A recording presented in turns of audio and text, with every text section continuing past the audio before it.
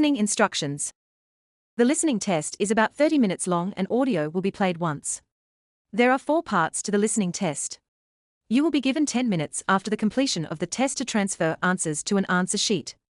Each part contains 10 questions with a total of 40 questions. Part 1. You will hear a woman who works at an employment agency talking to a man about jobs he could apply for. First, you have some time to look at questions 1 to 5.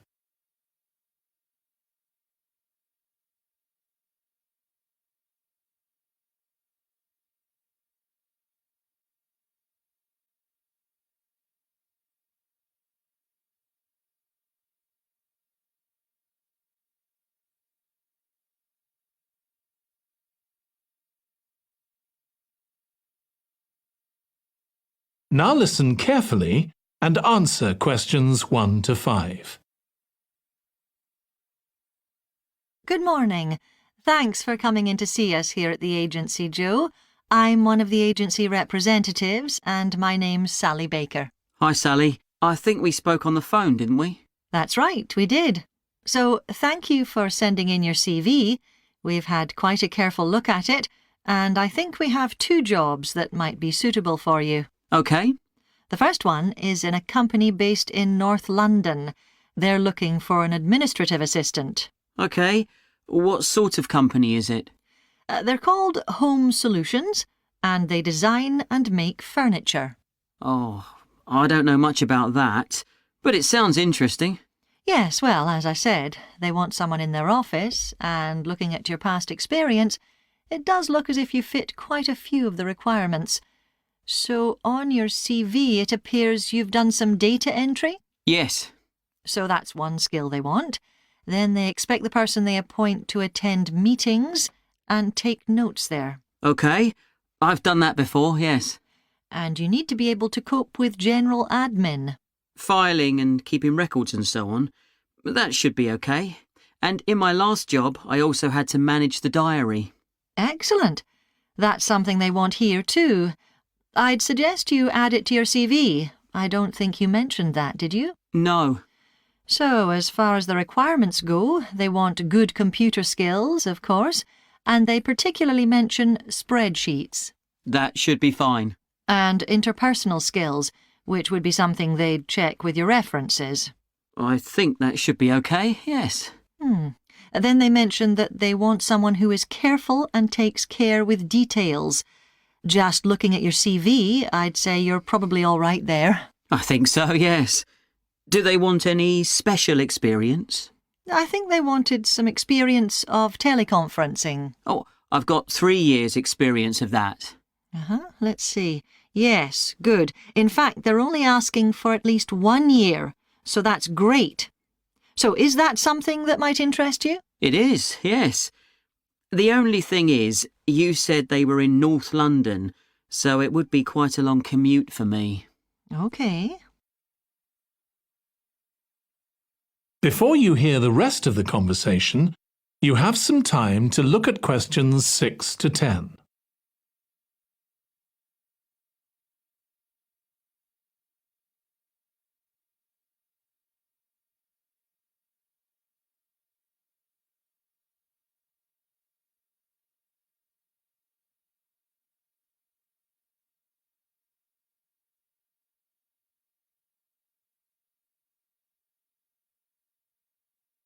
Now listen and answer questions 6 to 10.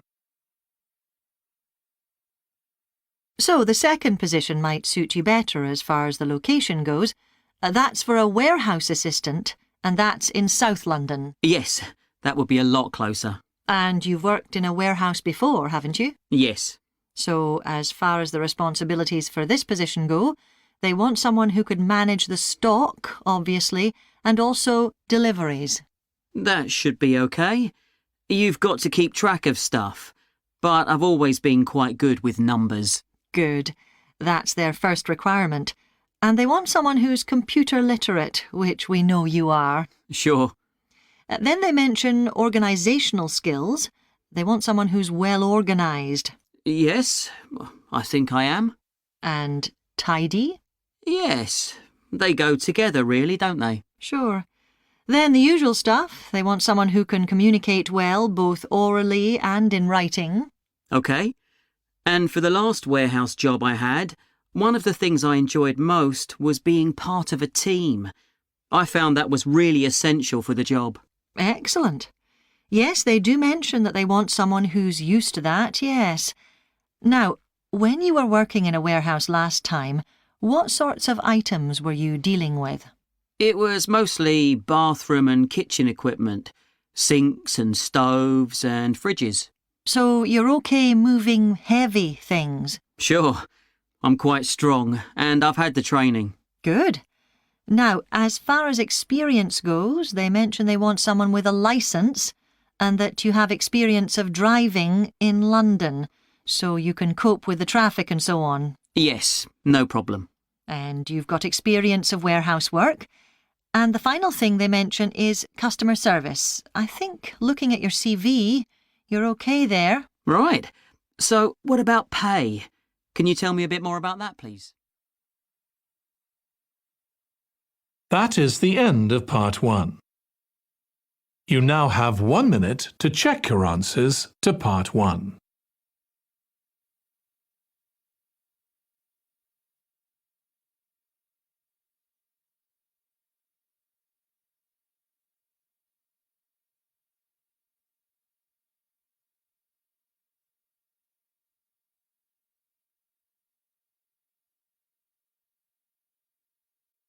Part 2.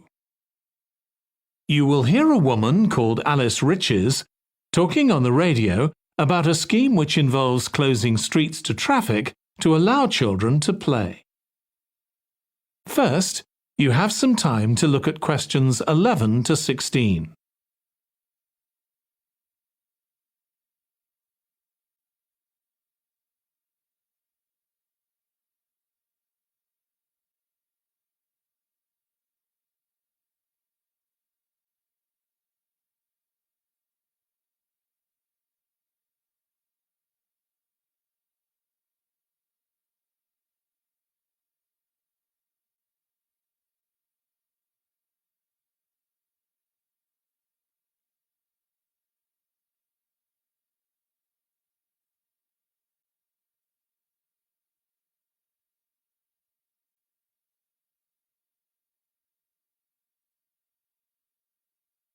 Now listen carefully and answer questions 11 to 16.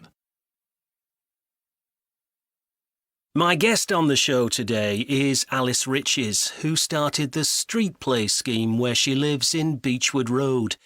For those of you that don't already know, Street Play involves local residents closing off their street for a few hours so that children have a chance to play in the streets safely. She started it in her own street, Beechwood Road, and the idea caught on. And there are now street play schemes all over the city. So when did you actually start the scheme, Alice?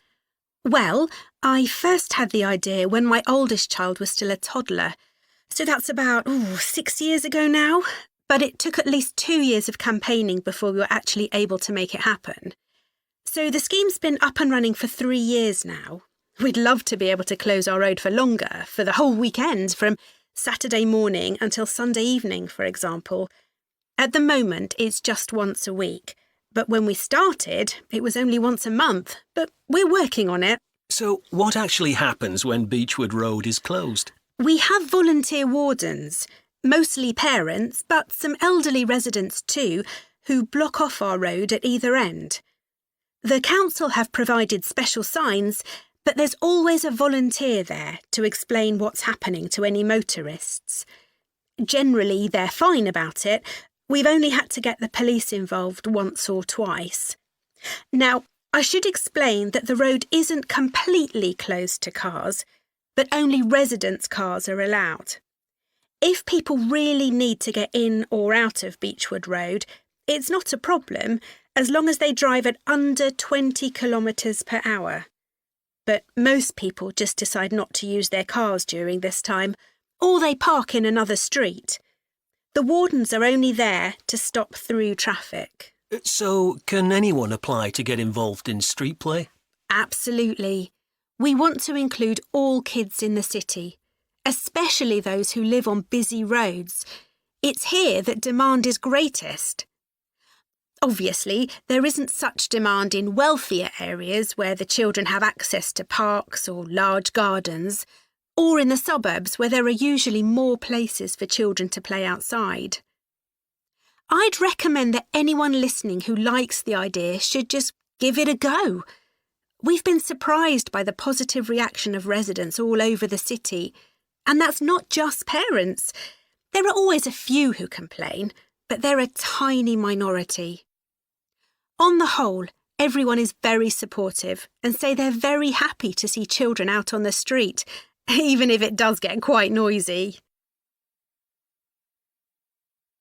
Before you hear the rest of the conversation, you have some time to look at questions 17 to 20.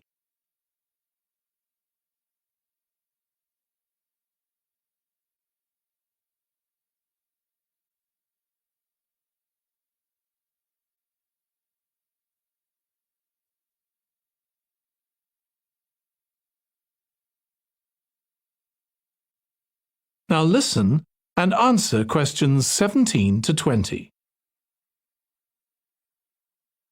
There have been so many benefits of street play for the kids. Parents really like the fact that the kids are getting fresh air instead of sitting staring at a computer screen, even if they're not doing anything particularly energetic. And of course, it's great that kids can play with their friends outside without being supervised by their parents.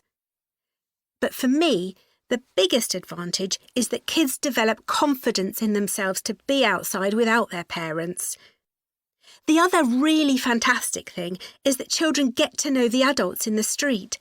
It's like having a big extended family. It certainly does have a lot of benefits. I want to move on now and ask you about a related project in King Street. Right. Well, this was an experiment I was involved in, where local residents decided to try and reduce the traffic along King Street, which is the busiest main road in our area, by persuading people not to use their cars for one day. We thought about making people pay more for parking, but we decided that would be really unpopular. So instead, we just stopped people from parking on King Street, but left the other car parks open. It was surprising how much of a difference all this made. As we'd predicted, air quality was significantly better. But what I hadn't expected was how much quieter it would be, even with the buses still running. Of course, everyone said they felt safer, but we were actually amazed that sales in the shops went up considerably that day. We thought there'd be fewer people out shopping, not more. That's really interesting. So the fact that the street was... That is the end of part 2. You now have 30 seconds to check your answers to part 2.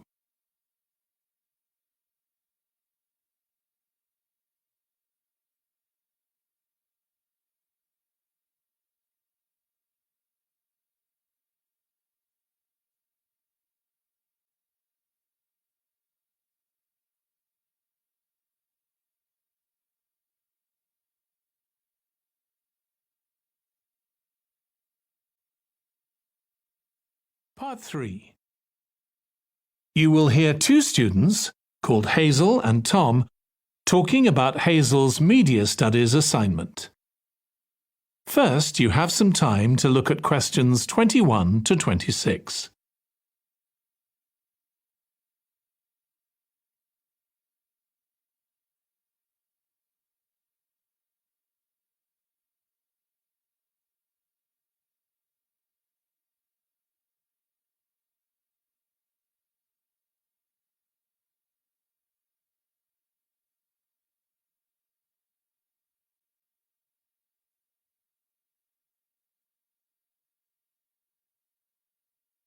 Now listen carefully and answer questions 21 to 26. Tom, could I ask you for some advice, please? Yes, of course. If you think I can help. What's it about? It's my first media studies assignment, and I'm not sure how to go about it. You must have done it last year. Is that the one comparing the coverage of a particular story in a range of newspapers? That's right. Oh, yes. I really enjoyed writing it. So, what sort of things do I need to compare? Well, there are several things. For example, there's the question of which page of the newspaper the item appears on. You mean because there's a big difference between having it on the front page and the bottom of page 10, for instance? Exactly. And that shows how important the editor thinks the story is. Then there's the size. How many column inches the story is given. How many columns it spreads over. And I suppose that includes the headline. It certainly does. It's all part of attracting the reader's attention. What about graphics? Whether there's anything visual in addition to the text? Yes, you need to consider those too, because they can have a big effect on the reader's understanding of the story. Sometimes a bigger effect than the text itself. Then you'll need to look at how the item is put together. What structure is it given? Bear in mind that not many people read beyond the first paragraph. So what has the journalist put at the beginning? And if, say, there are conflicting opinions about something, does one appear near the end where people probably won't read it? And newspapers sometimes give wrong or misleading information, don't they? Either deliberately or by accident. Should I be looking at that too? Yes, if you can. Compare what's in different versions, and as far as possible, try and work out what's true and what isn't. And that relates to a very important point. What's the writer's purpose? Or at least the most important one, if they have several. It may seem to be to inform the public, but often it's that they want to create fear or controversy, or to make somebody look ridiculous. Gosh, I see what you mean. And I suppose the writer may make assumptions about the reader. That's right. About their knowledge of the subject, their attitudes, and their level of education, which means writing so that the readers understand without feeling patronised. All of that will make a difference to how the story is presented.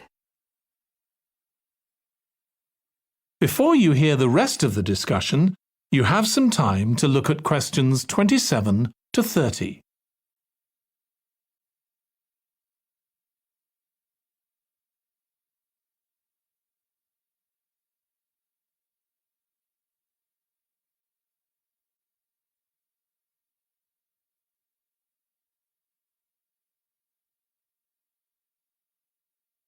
Now listen and answer questions 27 to 30.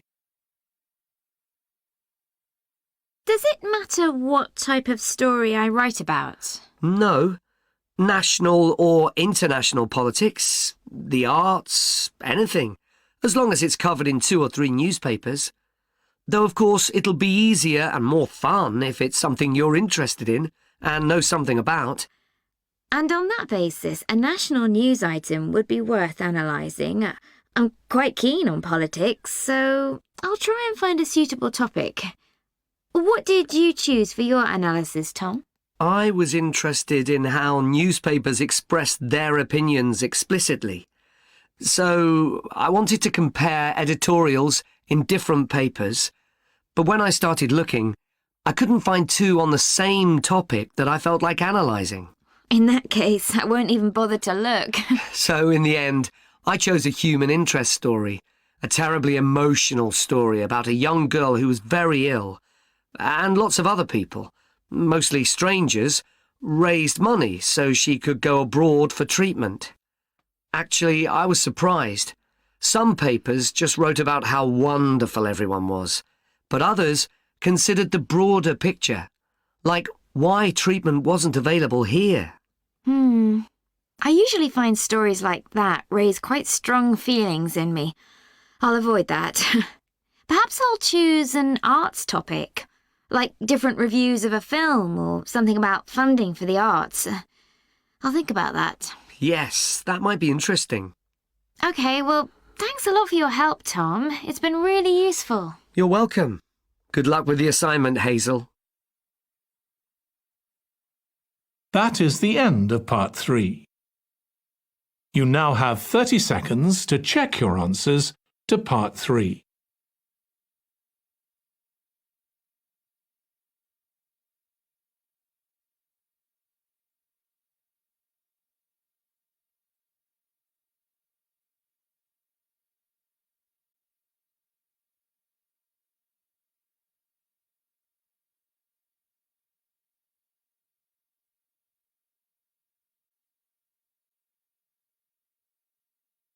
Part 4. You will hear part of a lecture on the early history of keeping clean. First, you have some time to look at questions 31 to 40.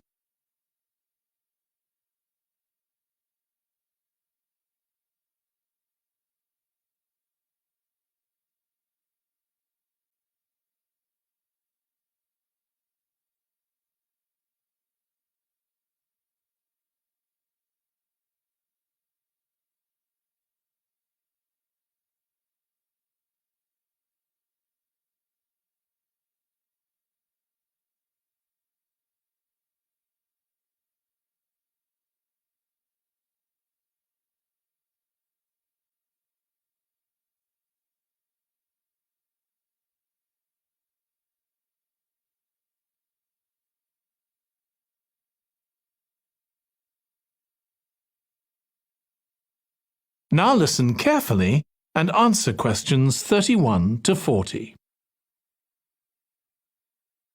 Nowadays, we use different products for personal cleanliness, laundry, dishwashing and household cleaning, but this is very much a 20th century development. The origins of cleanliness date back to prehistoric times. Since water is essential for life, the earliest people lived near water and knew something about its cleansing properties, at least that it rinsed mud off their hands. During the excavation of ancient Babylon, evidence was found that soap making was known as early as 2800 BC. Archaeologists discovered cylinders made of clay, with inscriptions on them saying that fats were boiled with ashes. This is a method of making soap, though there's no reference to the purpose of this material. The early Greeks bathed for aesthetic reasons and apparently didn't use soap. Instead, they cleaned their bodies with blocks of sand, pumice and ashes, then anointed themselves with oil and scraped off the oil and dirt with a metal instrument known as a strigil.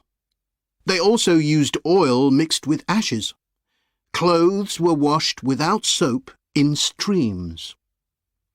The ancient Germans and Gauls are also credited with discovering how to make a substance called soap, made of melted animal fat and ashes.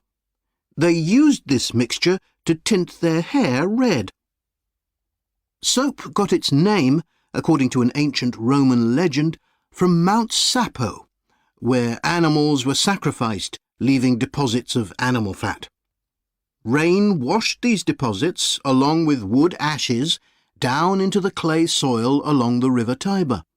Women found that this mixture greatly reduced the effort required to wash their clothes. As Roman civilization advanced, so did bathing. The first of the famous Roman baths, supplied with water from their aqueducts, was built around 312 BC. The baths were luxurious, and bathing became very popular. And by the 2nd century AD, the Greek physician Galen recommended soap for both medicinal and cleansing purposes.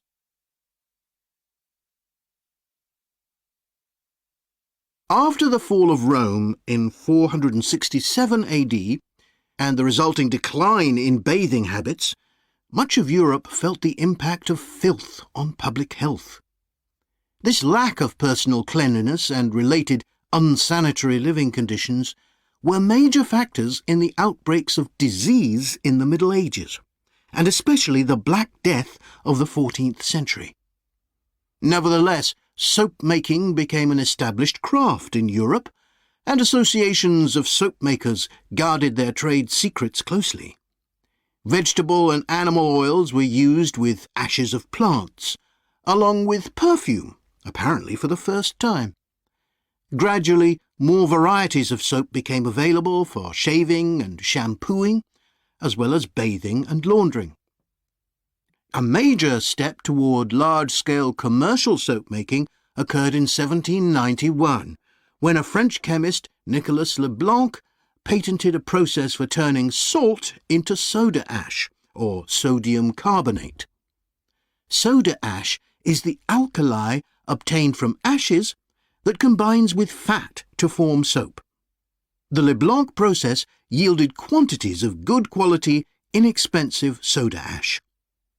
Modern soap making was born some 20 years later, in the early 19th century, with the discovery by Michel Eugène Chevreul, another French chemist, of the chemical nature and relationship of fats, glycerine and fatty acids. His studies established the basis for both fat and soap chemistry, and soap making became a science. Further developments during the 19th century made it easier and cheaper to manufacture soap. Until the 19th century, soap was regarded as a luxury item and was heavily taxed in several countries. As it became more readily available, it became an everyday necessity, a development that was reinforced when the high tax was removed. Soap was then something ordinary people could afford, and cleanliness standards improved. With this widespread use came the development of milder soaps for bathing and soaps for use in the washing machines that were available to consumers by the turn of the 20th century. That is the end of part 4. You now have 1 minute to check your answers to part 4.